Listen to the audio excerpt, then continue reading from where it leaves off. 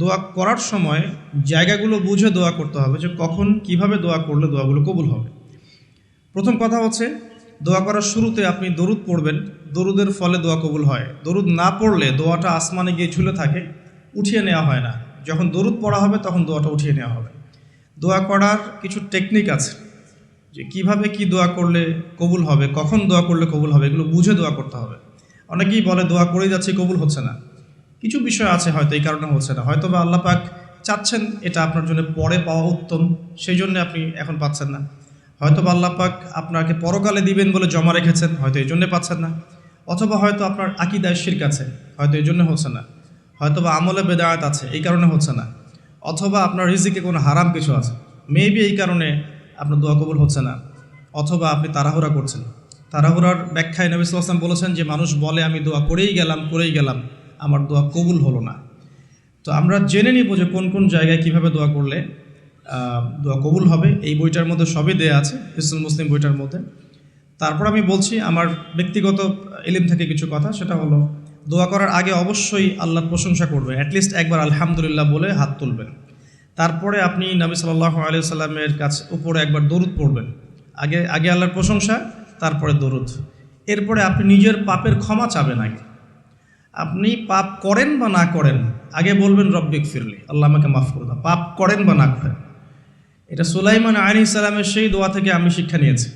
সুলাইমান আলাইহিস সালাম যে বিখ্যাত দোয়ায় বলেছিলেন যে আল্লাহ আমাকে এমন মুলক এবং রাজত্ব দান করুন যে মুলক আর রাজত্ব আপনি কাউকে কখনো দেননি। এই দোয়ার শুরুতে তিনি বলেছেন রব্বিক ফিরলি, আল্লাহ আমাকে মাফ করুন। তো এটা আদব, দোয়ার আদব হচ্ছে আগে নিজের ক্ষমা চাওয়া, আল্লাহর কাছে নিজের ভুলের ক্ষমা চাওয়া, তারপরে দোয়া করা। হামসানা, দরুদ, এরপরে আপনি ক্ষমা চাবেন। এবার আপনি দোয়াগুলো করবেন আপনার মন থেকে।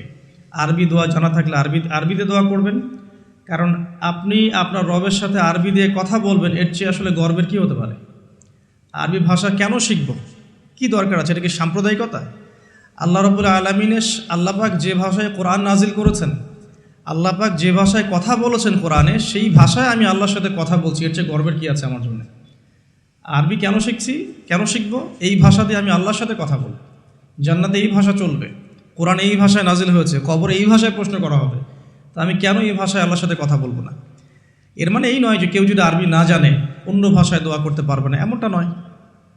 অবশ্যই কেউ যদি আরবি না জানে, বেসিক দোয়াগুলো না জানে, সে বাংলাতে দোয়া করতে পারে, কোনো সমস্যা নেই। ইংরেজিতে দোয়া করতে পারে, উর্দু দিয়ে দোয়া করতে পারে। ভাষাগত পার্থক্য আল্লাহর কাছে নেই, তবে আরবির মর্যাদা আছে। আর এটা আমার কাছে গর্বের বিষয় মনে হয় যে আমি আরবি দিয়ে আমার রবের সাথে কথা বলতে পারছি।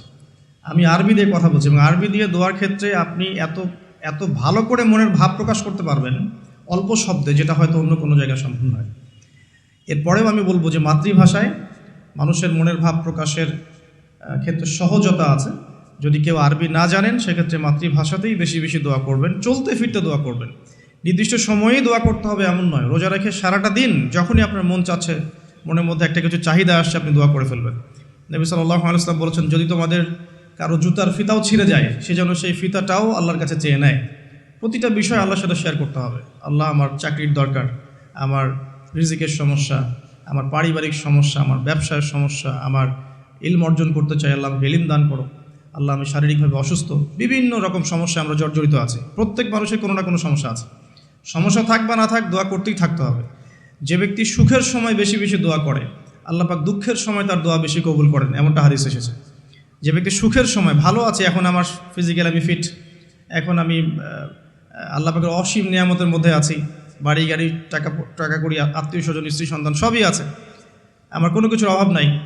এরকম সুখের সময় যে ব্যক্তি বেশি বেশি দোয়া করবে, ইস্তেগফার করবে, ক্ষমা চাবে, আল্লাহ পাক দুঃখের সময় সেই বান্দার পাশে থাকবেন ইনশাআল্লাহ।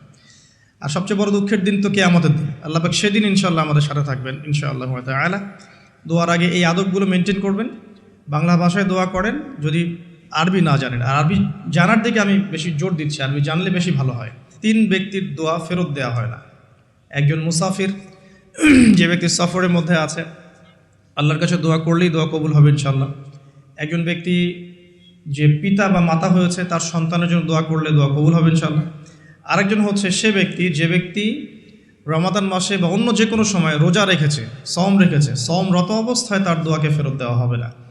স্পেশালি সে যদি ইফতার করতে থাকে, সেই সময়ের দোয়াকে তার ফেরত দেওয়া হবে না ইনশাআল্লাহ। তো আমরা বেশি বেশি দোয়া করবো রমাদান মাসে ইনশাআল্লাহ আযজা ওয়া জাল। আমি দোয়ার জন্য একটা বই সাজেস্ট করছি, সেটা হচ্ছে হিসনুল মুসলিম। এই বইটার মধ্যে প্রচুর দোয়া দেওয়া আছে এবং অথেন্টিক সবগুলোই মাশাআল্লাহ। শেষের দিকে কিছু ঝাড়ফুঁক অংশ আছে। কারো যদি চোখ লাগা বা বদনজর বা জিন ঘটিত সমস্যা থাকে বা তাবিজ কবজ জনিত কোনো সমস্যা থাকে, এগুলো ট্রুথ, এগুলো সত্য, এগুলো কোনো আনসাইন্টিফিক বিষয় নয়। আর কোনো কিছু আনসাইন্টিফিক হলেই যে ইসলামিক হবে না এমনও নয় বিষয়টা। তো হিসনুল মুসলিম বইটা আপনারা কালেক্ট করতে পারেন। সেখানে প্রথম অংশ আছে দোয়া এবং জিকির অধ্যায় এবং শেষের অংশটা আছে ঝাড়ফুঁক অধ্যায়। আপনারা মিনিমাম প্রথম অংশটুকু মুখস্থ করে ফেলতে পারেন। হিসনুল মুসলিম বইটা সাজেস্ট করলাম। এবং দোয়া করার কিছু টাইম আমি বলছি যে এই সময়গুলো আপনি বেশি বেশি দোয়া করতে পারেন। রোজা রেখে সারাদিন দোয়া করতে পারেন যে কোনো সময়, স্পেশালি নামাজের সেজদায় একটা সেজদাও যেন বাদ না যায় যেখানে আপনি কোনো দোয়া করেন নাই। অ্যাটলিস্ট আপনি কিন্তু সেজদায় তাসবিহ পড়েই বলতে পারেন আল্লাহুম্মা আতিনা ফিদ দুনিয়া হাসানা ওয়া ফিল আখিরাতি হাসানা ওয়া কিনা আযাবান নার, আল্লাহুম্মা আইনি আলা যিকরিকা ওয়া শুকরিকা ওয়া হুসনি ইবাদাতিক, যে কোনো দোয়া। আল্লাহুম্মা আনতাস সালাম ওয়া মিনকাস সালাম ফাহাইয়িনা রাব্বিনা বিস সালাম, আল্লাহুম্মা ইন্নী আসআলুকাল হুদা ওয়াত তুকা ওয়াল আফাফা ওয়াল গিনা, কত দোয়া আছে। রব্বি হাবলি মিনাস সালিহিন, আল্লাহুম্মা রব্বানা আতিনা ফিদ দুনিয়া হাসানা ওয়া ফিল আখিরাতি হাসানা ওয়া কিনা আযাবান নার, রব্বিরহামহুমা কামা রাব্বায়ানি সগীরা, রব্বানা আতিনা মিন লাদুনকা রাহমা ওয়া হাইয়্যি লানা মিন আমরিনা রাশাদা। প্রচুর দোয়া আছে, দোয়ার উপরে সেশন করা যাবে। আপনি সেজদায় বেশি বেশি দোয়া করেন, মিনিমাম 1টা 2টা 3টা করে দোয়া করার চেষ্টা করেন। যদি আরবি না জানেন, আপনি নফল নামাজে, সুন্নত নামাজে বাংলাতেও দোয়া করলে ইনশাআল্লাহ কবুল হবে। আল্লাহ পাক সমস্ত ভাষায় বোঝেন ইনশাআল্লাহ তাআলা। সেজদায় দোয়া করেন বেশি বেশি। আমি সাজেস্ট করবো যে রমজান মাসে আপনি 2 আজানের মাঝখানে দোয়া করবেন। আজান হয়েছে, আজানের সময় দোয়া করলে দোয়া কবুল হয়ে যায়। আজান এবং একামতের মাঝখানে দোয়া করলে দোয়া কবুল হয়ে যায়। রমাদান মাসে লাইলাতুল কদর আছে, শেষ দশকের বেজর রাতগুলোর মধ্যে আমরা একে পাবো। যদি কেউ লাইলাতুল কদর পেয়ে যায়, সেই রাত্রে যে দোয়া করবে সে দোয়াগুলো কবুল হবে ইনশাআল্লাহ তাআলা। কাউকে ইফতার করানোর পর দোয়া করলে দোয়া কবুল হতে পারে ইনশাআল্লাহ। দান সাদাকা করার পর দোয়া করলে দোয়া কবুল হতে পারে ইনশাআল্লাহ। হয়তো বৃষ্টি হচ্ছে, আপনি বৃষ্টি দেখে দোয়া করলেন, দোয়া কবুল হবে ইনশাআল্লাহ। দোয়া কবুলের অনেক সময় আছে, অনেক মুহূর্ত আছে, অনেক আদব আছে। এগুলো আমি সাজেস্ট করে দিয়েছি। বইটার নাম হিসনুল মুসলিম। এই বইয়ের মধ্যে সব কিছু লেখা আছে, আপনারা একটু পড়ে নেবেন। আমি এখানে বেশি টাইম দিলে পর্যায়গুলো কভার করতে পারবো না। আল্লাহ পাক আমাদেরকে বেশি বেশি দোয়া করার তৌফিক দান করুন, আমিন। আর এরপরে রমাদান মাসে সওম রেখে আমরা বেশি বেশি জিকির করতে চেষ্টা করব। জিকির বলতে কি বোঝাচ্ছি? আল্লাহ রাব্বুল আলামিন তাকে ডাকার জন্যে, তাকে স্মরণ করার জন্যে যে বিষয়গুলো মাধ্যম হিসেবে দিয়েছেন, এগুলো প্রত্যেকটাই কিন্তু জিকির। সলাতও এক প্রকার জিকির, আমাদের কোরআন তেলাওয়াতও এক প্রকার জিকির। আমরা এইখানে জিকির বলতে যা বোঝাচ্ছি সেটা হচ্ছে ডেইলি কিছু জিকির আমরা করি, যেগুলোর মধ্য দিয়ে আমরা আমাদের জিহ্বাকে তরতাজা রাখবো, সিক্ত রাখবো। আমরা সবসময় আজে বাজে কথা বলার চাইতে এই কোরআনের কথা, হাদিসের কথা বা আল্লাহ পাকের তাসবিহ তাহলিল, এগুলো তো অভ্যস্ত হলে পরে দেখবেন রমাদানের সওমের আধ্যাত্মিকত্ব বাড়ছে ইনশাআল্লাহ। এটা আপনি প্রমাণিত যে আপনি 1টা ঘন্টা অহেতুক কথাবার্তা বলেন কারোর সাথে, আপনার মনের নূরগুলো নষ্ট হয়ে যাবে। এবং আপনি 1টা ঘন্টা চুপ করে থাকেন, দেখবেন চুপ করে থাকার ফলে আপনার মধ্যে অনেক চিন্তা আল্লাহর পক্ষ থেকে ইনস্টল হচ্ছে। ভালো চিন্তাও আসে আর শয়তানের পক্ষ থেকে খারাপ চিন্তাও আসতে পারে চুপ করে থাকলে। আর যদি আপনি বেশি বেশি জিকির করতে থাকেন, ফর এক্সাম্পল 100 বার সুবহানাল্লাহ, ফর এক্সাম্পল আলহামদুলিল্লাহ, আল্লাহু আকবার, লা হাওলা ওয়ালা কুওয়াতা ইল্লা বিল্লাহ, আস্তাগফিরুল্লাহ ওয়া আতুবু ইলাইহি, হাসবিয়াল্লাহ ওয়া নি'মাল ওয়াকিল।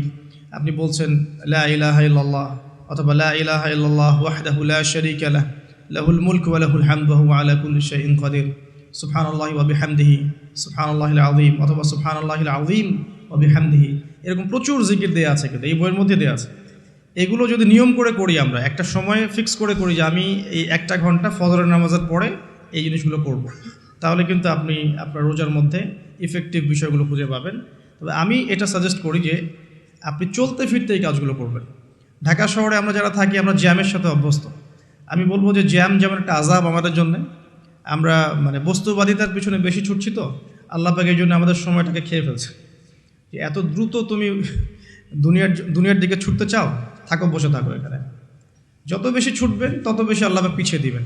দুনিয়ার দিকে আপনি যত বেশি ছুটবেন, আপনাকে আল্লাহ পাক তত পিছিয়ে দিবেন। তবে মুমিনরা এটাকে নিয়ামত মনে করতে পারে। আপনি জ্যামে বসে 1 পারা কোরআন তেলাওয়াত করতে পারবেন। আমি চেষ্টা করি, জ্যামে বসে আছেন, আপনি এই তাসবিহ তাহলিলগুলো করতে পারেন। তাসবিহ একটা পকেটে রাখেন, আপনি বের করেন, জ্যামে বসে আছেন, 100 বার সুবহানাল্লাহ পড়তে আপনার 5 মিনিটও লাগবে না।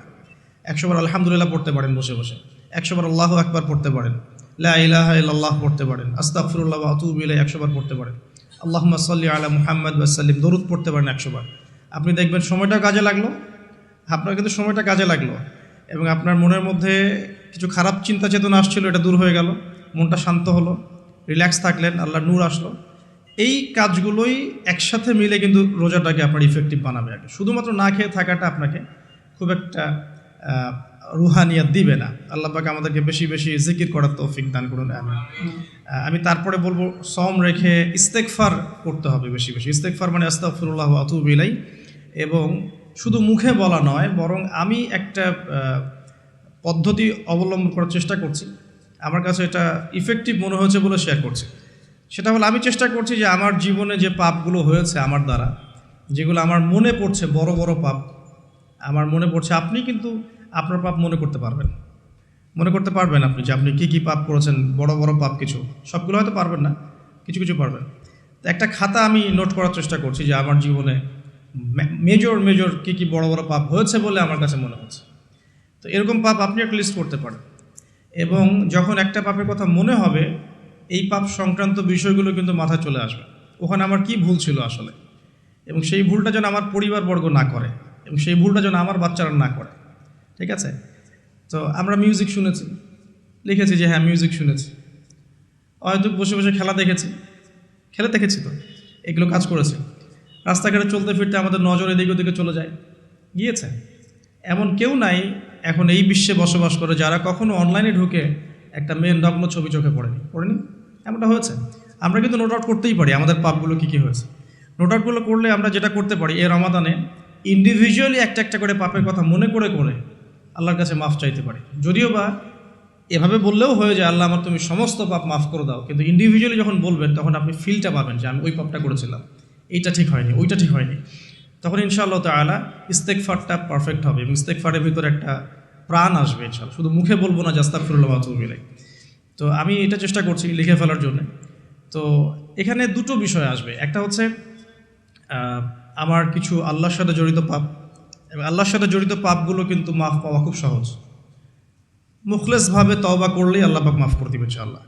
এবং আল্লাহ রাব্বুল আলামিন এমনও বলেছেন যে আমি এই পাপগুলোকে নেকি দিয়ে পরিবর্তন করে দেব, এটা আল্লাহ পাক বলেছেন।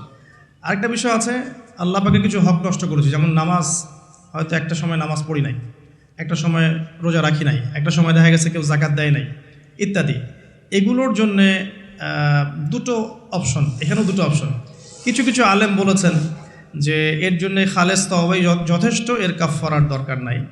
আবার কিছু আলেম বলেছেন যে নামাজ যতগুলো কাজা হয়ে গেছে এগুলোকে হিসেব করে কাজা আদায় করে দেয়া। এরকম দুটো স্কুল অফ থট কিন্তু আছে, আমি এটা ঘাটাঘাটি করেছি। তবে আমি সবশেষ যার মতটাকে বেশি প্রাধান্য দিয়েছি এই পর্যন্ত, সেটা হচ্ছে আল্লামা তাকি উসমানী দামাত বারাকাত, তার বইয়ের মধ্যে তাসাউফ আত্মশুদ্ধি বইটার মধ্যে লেখা আছে যে এটা সবচেয়ে বেশি উত্তম হবে যদি কেউ তার জীবনের নামাজ এবং সওম এবং যাকাত এগুলোর হিসেব করে তওবা করার পরে আদায় করে দেওয়ার চেষ্টা করে। এবং ইনশাআল্লাহ আমি সে চেষ্টা করব, আপনারাও সে চেষ্টা করেন, এটা অনুরোধ করবো আর কি। এতে করে উনি এই কথাটা এই জন্য বলেছেন যে একজন মানুষ অমুসলিম ছিল, মুসলিম হয়েছে, তখন না হয় তার সমস্ত গুনাহ মাফ হয়ে যাবে, কিন্তু আমরা মুসলিম ছিলাম 1 বছর 2 বছর নামাজ পড়েন নাই, এই গুনাহটা কীভাবে মানে কাফফারা না দিলে মাফ হতে পারে? ওনার যুক্তি এটা। তো যদিও অনেক আলেম বলেছেন যে তওবা করলে মাফ হয়ে যাবে, আল্লাহ পাক মাফ করে দিবেন, বেশি বেশি নফল নামাজ পড়লে ঘাটতি পূরণ হয়ে যাবে, কিন্তু ফরজের ঘাটতিগুলো ফরজ দিয়ে আদায় করাটা উত্তম হবে বলে আমার মত। আল্লাহ পাক আমাদেরকে সাধ্যমতো করার তৌফিক দান করুন। আরেকটা অপশন আছে, রমজান মাসে উমরা করতে পারেন। রমজান মাসে যদি উমরা করতে পারেন বা সুযোগ হয়, আল্লাহ যদি তৌফিক দান করেন, সেখানে একটা সুবিধা আছে, যেমন মক্কায় 1 ওয়াক্ত নামাজ পড়লে আপনি অনেক ওয়াক্তের নেকি পাচ্ছেন, এবং মদিনাতেও 1 ওয়াক্ত নামাজ পড়লে আপনি 1000 ওয়াক্তের নেকি পাচ্ছেন। তো এখানে কিন্তু ওই কাফফারাটা আদায় হয়ে যাবে ইনশাআল্লাহ। এটা একটা সুযোগ। উমরা করতে যেতে পারেন, আর যদি যান আমাকেও সাথে নিয়ে যান, আল্লাহ পাক তৌফিক দান করুন। ঠিক আছে।